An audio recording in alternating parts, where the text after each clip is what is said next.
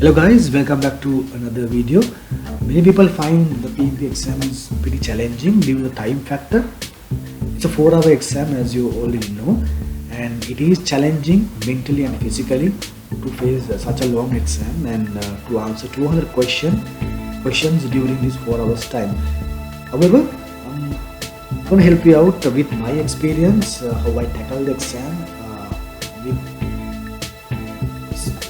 couple of time sparing at the end, and I will tell you some tricks and tips I used during my preparation and during the exam to save time and answer all the one questions.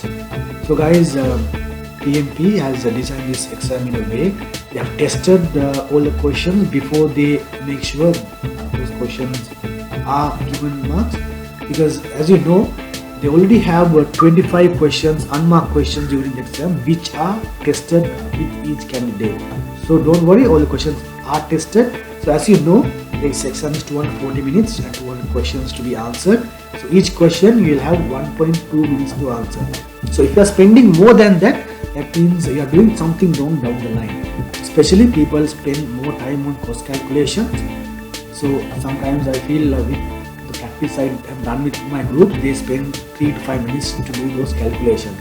So guys, the trick here is, I'm repeating, if you are spending more time than 1.2 minutes, let's say 1.5 minutes, that means you are doing something wrong to do the calculation, or the basic theory or basic concepts are not in your head as they should have been lined up to do the calculation. So my attempt is to share how I do my calculations, how I use my time effectively during the exam. So stick with me guys, I'm going to share my experience. I hope that will help you out in your process. So guys, in this video we're going to look at all the EVM, earned value management formulas. But before we move on, let's look at some basic concepts relation with EVM. First, the BAC. Guys, most of the time the question will give you the BAC straightforward. They will tell you the budget for the project. They will tell you the investment. So they will use many words, but they will give you the BAC directly. But to calculate the PV, the planned value, you might have to do a small calculation. The planned project work so far multiplied by the BAC, and the actual value, the earned value, you need to do the actual work done so far multiply into BAC. And to calculate AC, most of the time, once again, they will give you straightforward. If not, they will tell you 50% or 40% or 60% of work has been done using a budget of 50% or 60%. So you need to do a calculation once again, 50% into the actual spend into the BAC. And now let's look at the formulas, guys. First, the cost. In cost formula, we use only EV and AC. So to find out the variance, we minus AC from EV, and to find out the CPI, we divide EV by AC. So likewise, to find out the schedule formulas, SV to find out schedule variance, EV minus PV, this is the planned value, and SPI, EV divided by PV. So as you can see, it's very straightforward, very simple. We use only two data from the question. So this is also very rare, but it's good to keep it in your head. The burn rate, AC divided by EV. Once again, it's very rare to come in your exam, but keep that in your head as well. Guys, these are the important things you need to remember with the formulas. If the CPI is equal to 1, project is on track. If the CPI is less than 1, project is over the budget. If the CPI is more than 1, then you are very good with your budget. The project is under the budget.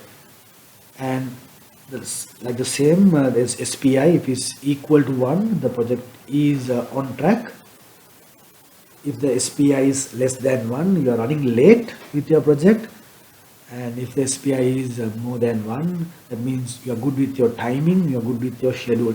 So if you remember these factors, guys, it will be really easy. You will not have to do lot of calculations. By looking at the question, by looking at the figures they have given, you can answer many questions and save a lot of time during the exam. So make sure you keep these figures in your head during the exam. And guys, now let's move into EAC variations. There are a few variations, specifically 4 variations. So what you have to remember is when to use which variation. First, do the EAC calculated including by using ETC is when they tell you directly in the question that the figures you have estimated is no longer valid. In that case, you need to calculate the EAC using the ETC. So they will give you the new ETC, or if they not, they will give you the EAC and ask you to calculate the ETC. So I have highlighted in yellow. That's the equation you will have to use in that scenario. And there could be a question, they will tell you one of the variation has changed for one time only. So the EV has changed, or the BAC has changed suddenly for one time, and then you have to use this equation. Guys, the third one is the most common, and this is the one I should tell you to keep in your head, because this is the most common to come during the exam. So they will tell you the CPI or the other components will remain the same. In that case, you need to use this particular equation. But guys, keep in your head that they will not give you the CPI straightforward. Sometimes you'll have to do some calculation to find out the CPI to use in this third equation. The fourth one, it looks a little complicated, but don't worry. If they want you to use this equation, they will give you all the figures. They will give you the AC, they will give you the BAC, they will give you the EV, the SPI, the CPI, everything they will give you, because as I mentioned earlier, the question will not ask you to do any calculation more than 1.5 minutes. So that means they will give you all the figures to put inside this formula and do the calculation. So it's very straightforward during the exam. But the third one, once again I'm repeating, the third one could be a little tricky. If they not give you the CPI, you'll have to calculate the CPI using your previous knowledge. Using EV and AC, you'll have to do the calculation to find out the CPI to use this equation during the exam. The next one, many people find this is the most challenging one, the TCPI. Yes, it is, because there are two variations which makes little confusion. We use the first variation when to find out actually how well we should do in future to do well in the project. So it's basically we are finding out what CPI we should be maintaining going forward to be successful in this project. So guys, if the BAC is not changed, if the new EAC is not given, this is the equation you need to find out. They will ask you what CPI you need to maintain going forward. If they ask that question, this is the TCPI equation you need to use. The other variation is EAC based. In that case, that's the reality, guys, because most probably you'll be doing this calculation if you're not doing well at the project. So in that case, you need to be, this is more realistic calculation, this is more realistic thing will happen during a project. You need to find out what will be the CPI with the new EAC. So they will directly ask you to do the calculation, do the more realistic, what the estimated realistic calculation using the new EAC. If they ask you so, this is the equation you should be using. Guys, I'm gonna do couple of calculations now, so watch them as well to embed these equation information to your head. So make sure you try to solve them on your own, and let's see how well you will do with those. So guys, I'm using Prepcast, which is the recommended simulation for myself, and let's see how it's done. So take a few minutes and try to understand the question. Pause the video if you want and try to answer by yourself.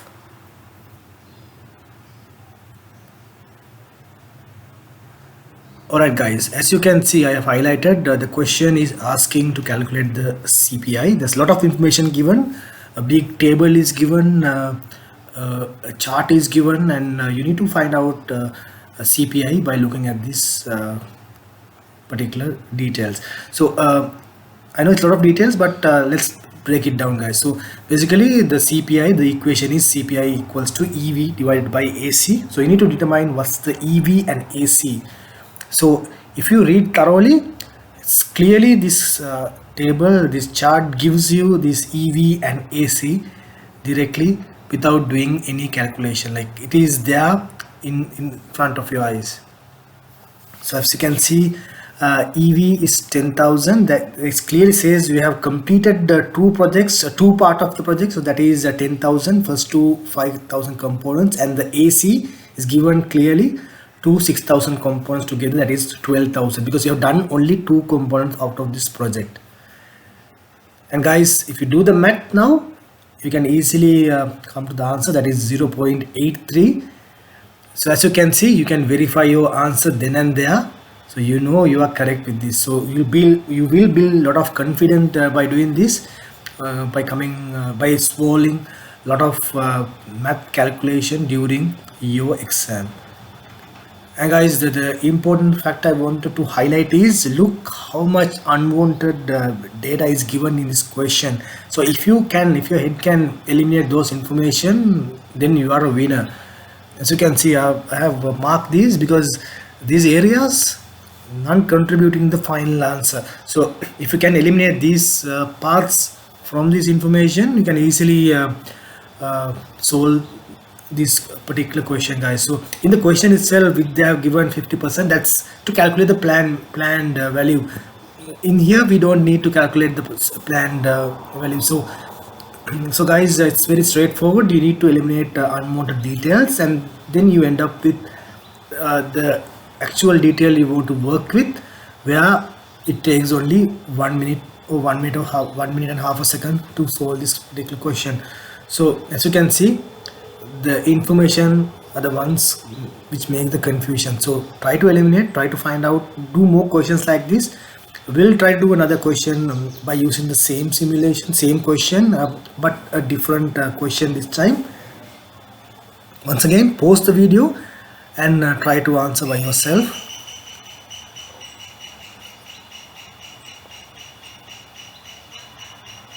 Try to eliminate the unwanted details out of the question, and summarize the question for the information only that you need to answer the question.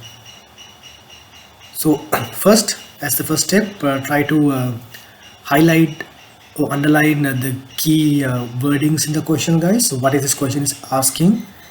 So it's very straightforward. This question is asking to calculate the EAC. Now the EAC equation should come to your head, the four equations, and now you need to determine which equation to use in this particular scenario. Try to find out if there's any information guys.